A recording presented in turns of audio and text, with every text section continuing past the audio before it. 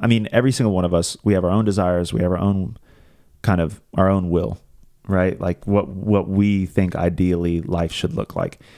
And what I've realized is that we are limited, very, very limited. And the more I get to know God, the more I realize how limited my ideals even are. Mm-hmm.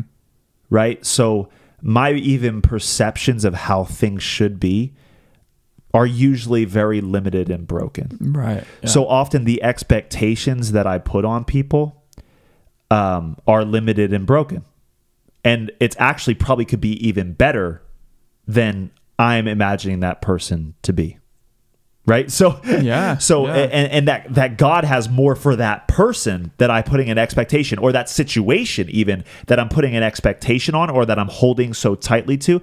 God has something so much greater for even that when I put expectations on it and get frustrated, but my expectations, instead of letting go, I'm not allowing God's actually will for that person or expectations in that situation to come through. Yeah.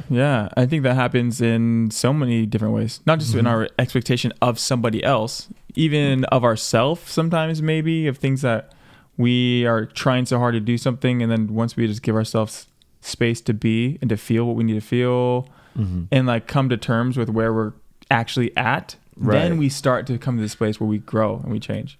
But if we're trying to push away from the things that we don't want inside of ourselves, and we create this like tension, and we don't actually acknowledge where we're at, so that way we can move on. Does that make sense? Yeah. There's this quote that I'm thinking of that's it's written by an old English guy, but it's complicated.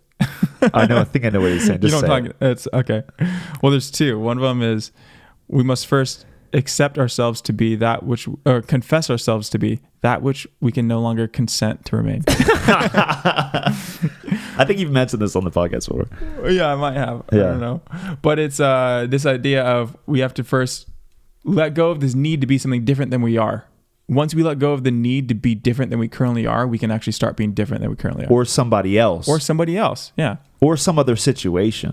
I don't think that we should ever have an expectation of what somebody needs to be, unless it's I guess there's some healthy levels of of expectation to what to expect of a human. I expect some people to be, semi-kind, I think.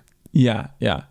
But I think cordial, at least. If we're like, this person needs to be like this, otherwise I won't accept them. That, right. If it's rigid and doesn't create space for somebody to be anything different, right, we're probably setting ourselves up for disappointment.